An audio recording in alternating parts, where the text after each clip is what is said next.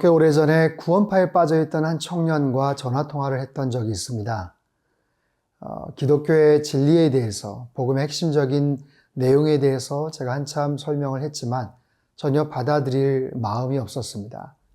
그러면서 그런 이야기를 하더라고요. 주변에서 걱정하고 염려하는 것도 알고 자기도 좀 비교를 해봤지만 자기는 개의치 않는다. 그리고 설령 조금 다른 것이 뭐가 대수겠냐라고 이야기를 했습니다.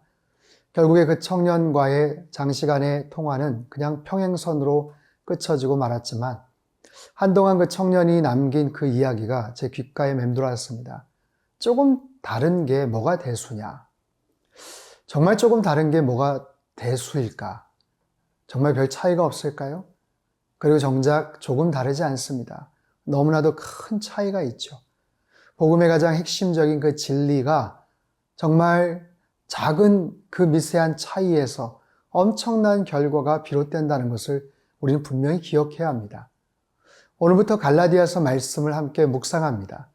복음의 정수가 오롯이 담겨져 있는 사도 바울의 그 귀한 메시지를 통해서 다시 한번 내가 믿고 있는 기독교의 진리가 무엇이고 복음의 핵심적인 그 내용이 어떤 것인지를 깨닫는 귀한 시간 되실 수 있게 되기를 바랍니다.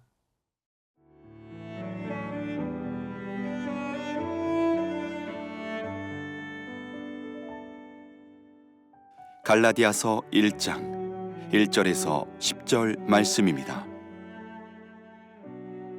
사람들에게서 난 것도 아니요 사람으로 말미암은 것도 아니요 오직 예수 그리스도와 그를 죽은 자 가운데서 살리신 하나님 아버지로 말미암아 사도된 바울은 함께 있는 모든 형제와 더불어 갈라디아 여러 교회들에게 우리 하나님 아버지와 주 예수 그리스도로부터 은혜와 평강이 있기를 원하노라.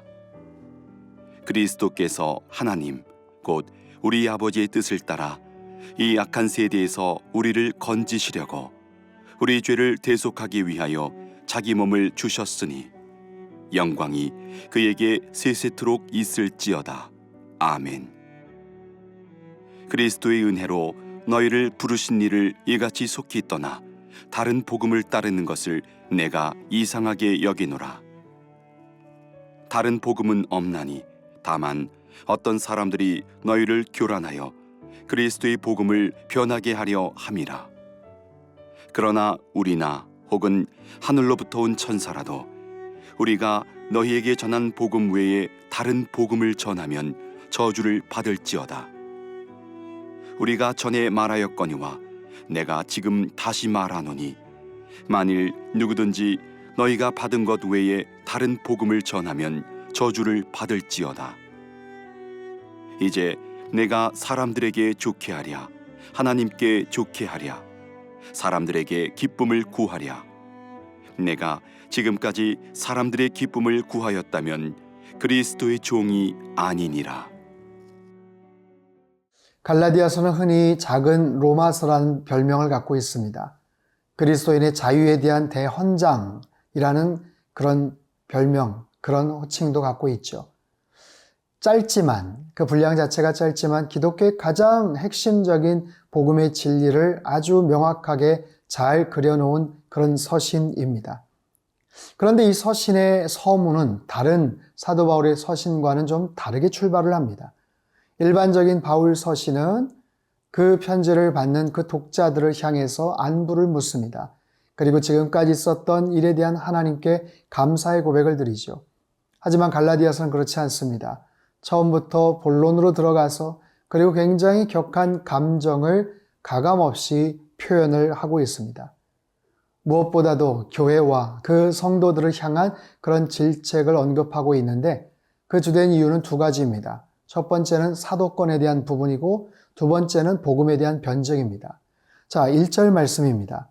사도들에게서 난 것도 아니요 사람으로 말미암은 것도 아니요 오직 예수 그리스도와 그를 죽은 자 가운데서 살리신 하나님 아버지로 말미암아 사도된 바울은, 자, 바울은요 본인이 어떻게 사도가 되었는지를 아주 강하게 설명을 하고 있죠. 본래 사도란 예수님께서 세례를 받으실 때부터 십자가에 달려 죽으시고 부활하시는 그 현장, 그때까지 함께 동역을 했던 그 사람들을 중에서 뽑혔던 아주 제한된 그런 자격, 그런 자리였습니다. 분명히 사도 바울은 예수님과 공생의 기간 동안 함께 하진 않았죠. 그럼에도 불구하고 주님의 특별한 은혜로 말미암아 주님께서 그를 사도로 임명을 하십니다. 분명한 그런 구원의 확신과 또 주님과의 교제가 있었기 때문에 그 경험에 입각해서 사도 바울은 자신의 사도됨을 자랑스러워했고 추호도 의심하지를 않았죠. 자, 사도란 누구입니까? 어떤 임무를 받고 보내심을 받은 그런 사람이에요.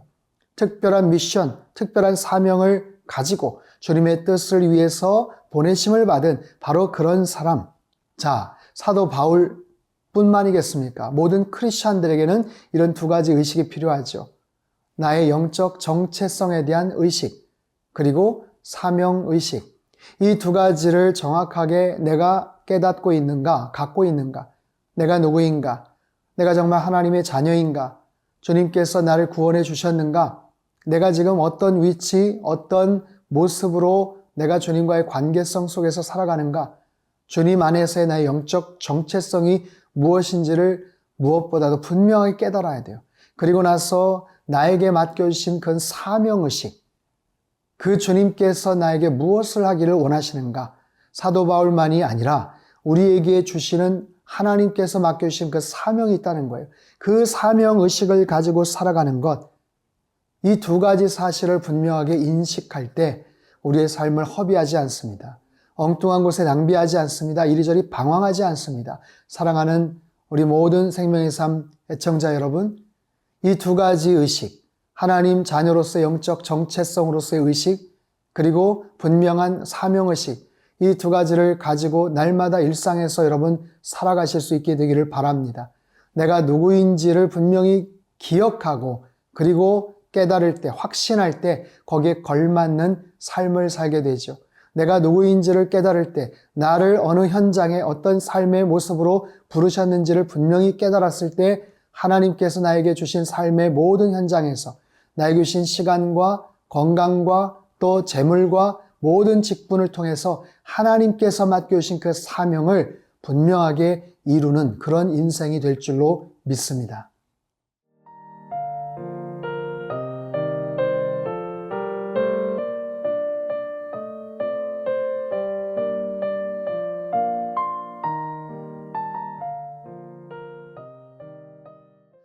사도 바울이 갈라디아서의 그 서문을 이렇게 격정적으로 격앙된 어조로 표현을 하는 이유는 첫 번째가 사도권이고 두 번째가 복음에 대한 그의 변증입니다.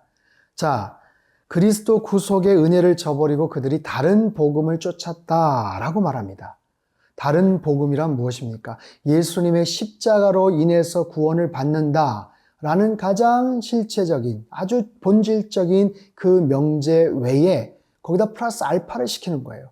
유대교도들이 율법이나 할례의 여러 가지 어려운 그런 덕목들을 강조를 하고 덧붙였습니다. 바울은 이런 잘못된 가르침을 전하는 자들을 아주 강하게 꾸짖고 있어요.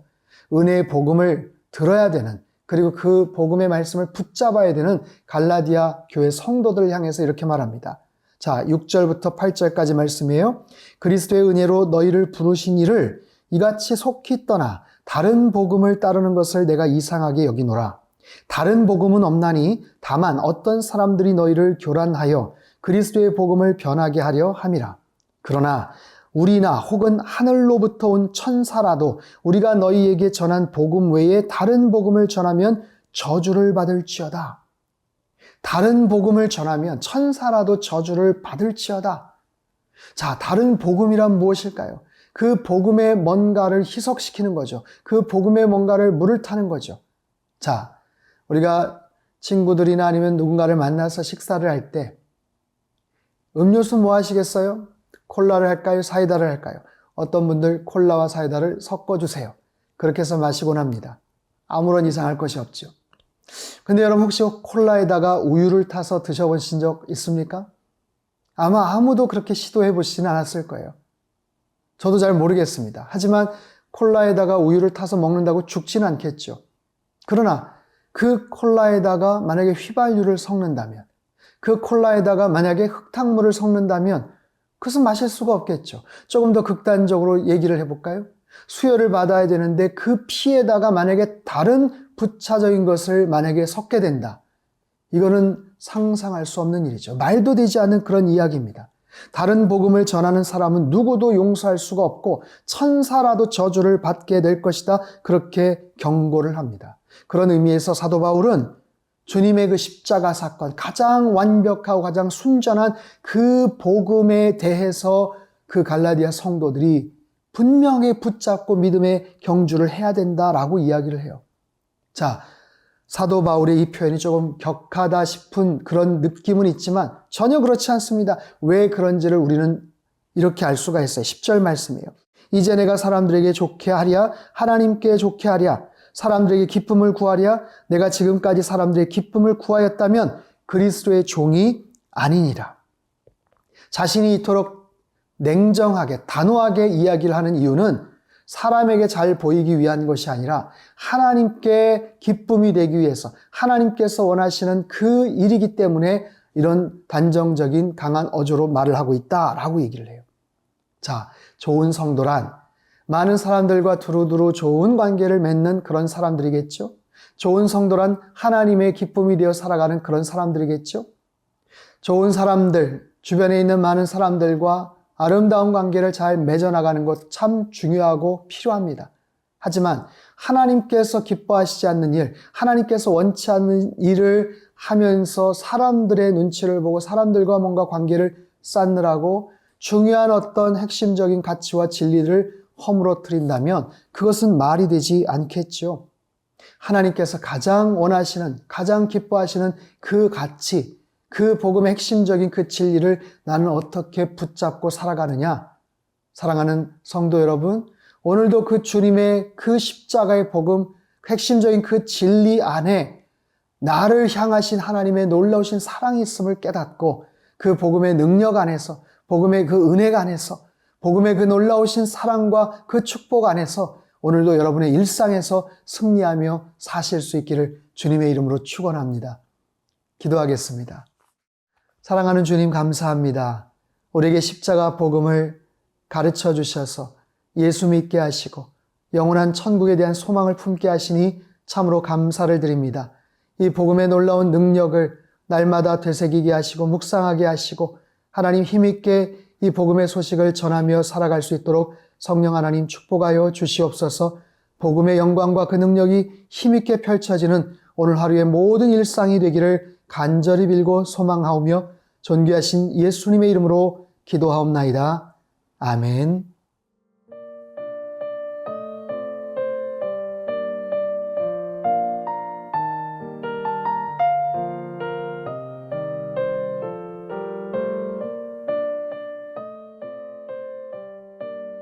이 프로그램은 시청자 여러분의 소중한 후원으로 제작됩니다.